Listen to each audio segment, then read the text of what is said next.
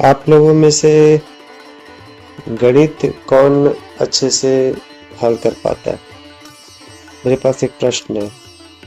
एक ट्रेन है जो सुबह 6:15 बजे आती है और आप 6:45 पर पहुंचते हो, तो आप कितने घंटे लेट हो गए? आधा घंटा। सुबह की बात है तो आधा घंटा भैया। बहुत बढ़िया।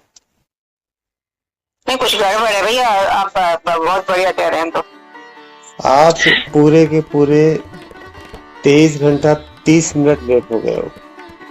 वो कैसे हो गए भैया? का सफर जो है स्टेशन जाने का नहीं था, आपका जो कार्य था अपने गंतव्य तक जाने का था। ठीक है, आप जो है अपने गंतव्य पर जाने के लिए कितने घंटे लेट हो गए? 23.5 घंटा लेट हो गए। अब अगला जो ट्रेन आएगा वो फिर से 6:15 बजे आएगा। हम हमेशा से यही सोचते हैं कि हम 5 मिनट लेट हुए। आप आईएएस की तैयारी कर रहे हो, आपको प्री का एग्जाम देना पड़ा, उसमें 1 साल लगा। उसके बाद मेंस एग्जाम दोगे, 1.5-2 साल उसमें लगेगा। फिर उसके बाद आपका इंटरव्यू का आएगा टाइम, और इंटरव्यू में आप 5 मिनट लेट हो गए। आपको अंदर एंट्रेंस नहीं मिलेगा, अंदर जाने को नहीं मिला। आप सोचोगे मैंने तो केवल 5 मिनट लेट कर दिया। आप 5 मिनट लेट नहीं हुए, आप 4 साल लेट हो गए। अब उस जगह पर पहुंचने के लिए आपको 4 साल इंतजार करना पड़ेगा। कोई व्यक्ति मरणासन अवस्था में है, मरने वाला है, और आप पहुंचते हो 5 मिनट लेट और वो मर जाता है। आप कितने लेट हो गए? आप पूरे जीवन के लिए लेट हो गए। अब उस व्यक्ति से आप दोबारा कभी मुलाकात नहीं कर सकते। हम समय की इस हिसाब से ही सोचते हैं। समय को हमने घड़ी के हिसाब से कैलकुलेट कर लिया है। समय आपका वो घड़ी नहीं है, समय आपका जो डेस्टिनेशन है, आपकी मंजिल है, वो है। आपका डेस्टिनेशन क्या था, आपकी मंजिल क्या थी? उस व्यक्ति से अंतिम समय बात करना, और आप 5 मिनट लेट हो गए। अब उस व्यक्ति से आप कभी बात कर पाएंगे? कभी भी नहीं। जो ट्रेन आपसे छूट गया, आप सोचते हो मैं आधा घंटा ही लेट हुआ, आप पूरे के पूरे 24 घंटे लेट हो गए। अब वो ट्रेन अगले दिन ही आपको मिलने वाली। हम सब ऐसे ही सोचते हैं, केवल 5 मिनट लेट हुआ हमसे, केवल 10 मिनट लेट हुआ हमसे। आध्यात्म के लिए भी आप यही सोचते हो। आज की बात नहीं है, हम अगले दिन कर लेंगे। आज छूट गए तो क्या हुआ, एक ही दिन तो मिस हुआ, आप एक दिन मिस नहीं कर रहे होते। आप अपनी मंजिल से कोसों दूर हो जाते हो, क्योंकि अगला पल निश्चित नहीं है ना। अगला पल जो आप सोचते हो कि अगले दिन कर लेंगे, और अगला दिन आपके पास आएगा क्या? अधिकतर लोग सोचते हैं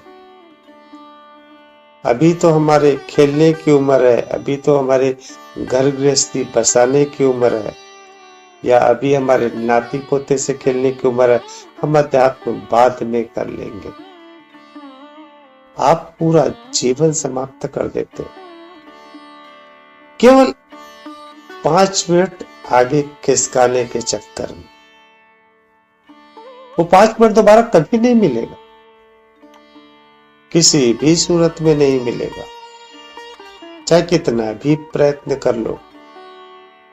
आप उस व्यक्ति की सांस बाहर वापस ला नहीं सकते। आप भले ही कहे कि मैं केवल 5 मिनट लेट हो गई,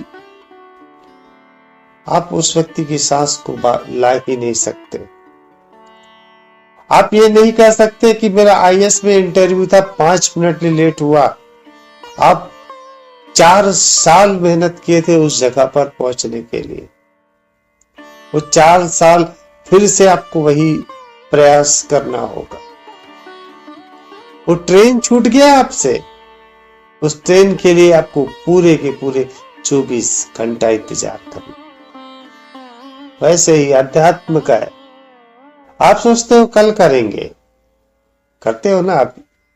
गीता पुस्तक मंगाने के लिए आप लोग को कहा, आप लोग आज नहीं कल करेंगे, आज नहीं कल करेंगे, आज नहीं कल करेंगे, मैंने बार बार कहा, फिर आप जाकर शुरू किए लाने का, लाके सजा दिए। उसके लिए भी आपके अंदर वो इच्छा नहीं हो रही है कि उस पुस्तक को पलटा जाए। सोचते हो कल कर लेंगे, वो कल कभी आएगा क्या? और आप सोचते हो एक ही दिन की तो बात है।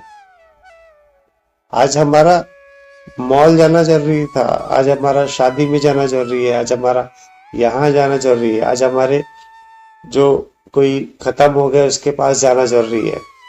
कल करेंगे, कल आपके पास होगा क्या? कल बिल्कुल भी नहीं होगा।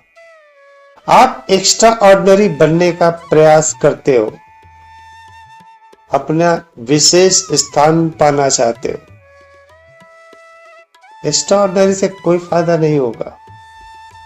आप यदि सामान्य हो जाओ, जैसे एक घड़ी होती है, अलार्म घड़ी होती है, उसमें आप अलार्म डाल दो सुबह 6 बजे का, वो यह कभी नहीं कहेगी कि आज ऐसा हो गया इसलिए मैं नहीं बजूंगी।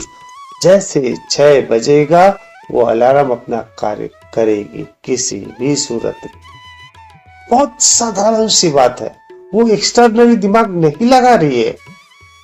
वो ये नहीं देखेगी कि आप दुखी हो कि खुश हो, कि आपके घर में गमी आ गया है, कि आपके घर में शादी हो रहा है, कुछ नहीं। आपने अलार्म लगा दिया, वो अलार्म बजेगी ही किसी भी रूप में, किसी भी रूप में। वो इंतजार नहीं करेगी। ये साधारण होने के लक्षण है। और एक्स्ट्राऑर्डिनरी में वो देखेगी आपको, अरे ये खुश है तो बजाओ कि नहीं बजाओ, इसकी खुशी में दखल तो नहीं होगा। अरे ये दुखी है, इसको बजाओ कि नहीं बजाओ। ये एक्स्ट्रा ऑर्डिनरी हो जाता है। विशेष फंक्शन उस पर लगाना पड़ता है, जो आपके मूड को देखकर वो बजेगा। और साधारण क्या हुआ? एकदम साधारण, वो 6 बजेगा, वो अलार्म बजेगा। और आप साधारण हो जाओ। लाओत्से की एक बहुत अच्छी कहानी है। लाओत्से एक बार जंगल गए।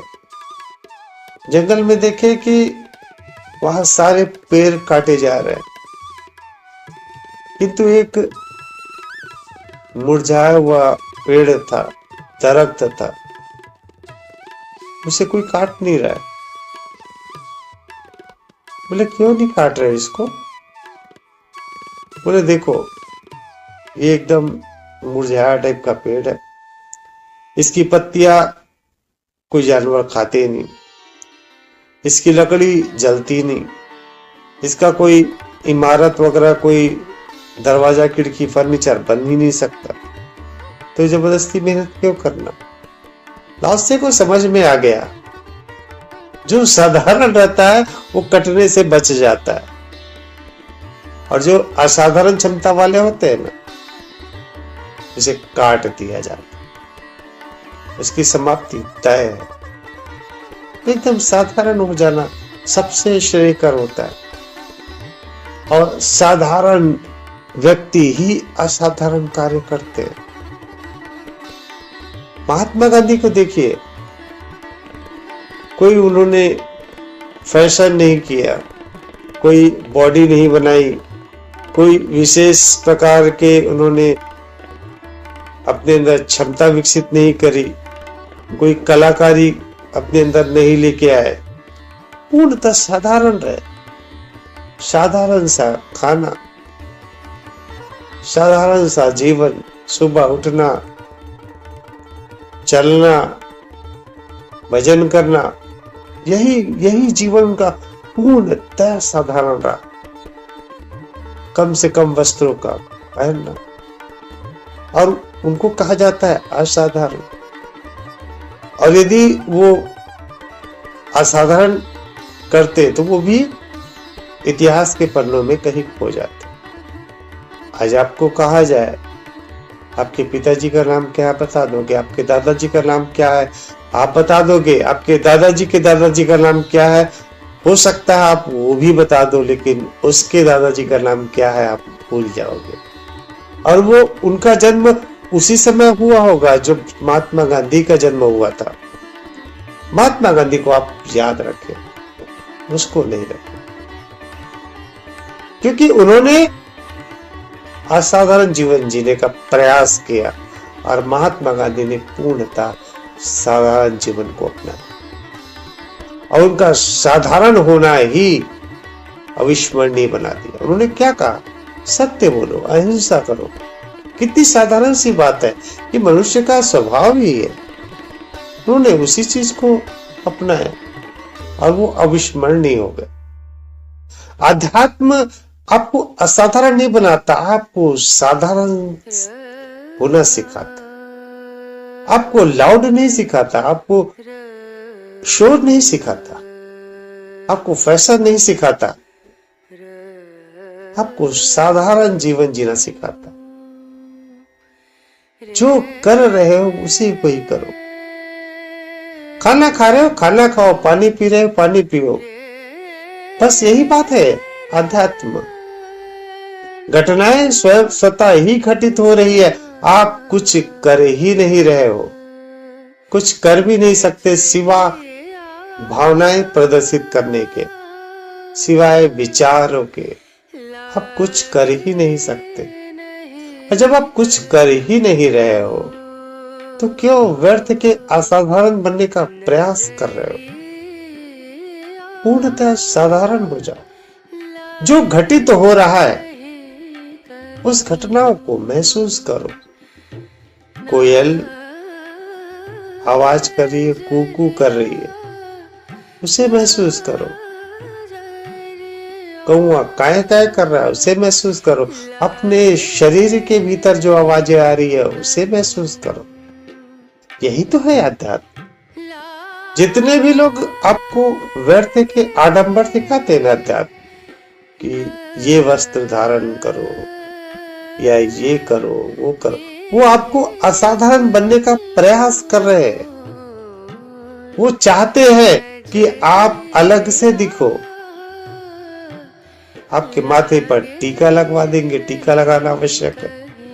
आपको लॉकेट पहना देंगे, आपको एक पर्टिकुलर ड्रेस बता दिया जाएगा, यही कपड़े ही आपको धारण करने हैं। ये क्या क्यों किया जा रहा है? आपको असाधारण बनने का प्रयास किया जा रहा है। और जहां आप असाधारण बनने का प्रयास करोगे अध्यात्म घटित होगा ही नहीं। जैसे आप हो वैसे ही रहो, जैसे आप। और जो आप रह रहे हो, जिस हिसाब से रह रहे हो उसको महसूस करते रहो। यही है अध्यात्म।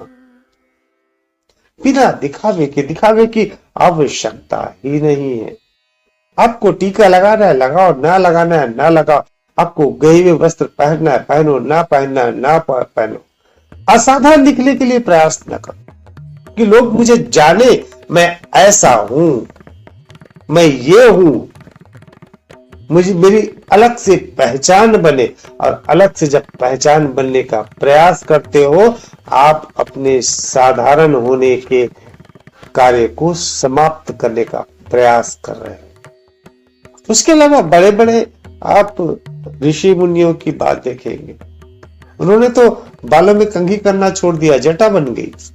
श्री राम को देखो, श्री राम ने जो राजसी वस्त्र वगैरह धारण किए थे असाधारण दिखने के लिए, उन्होंने सबको त्याग कर दिया। वो असाधारण हो गए।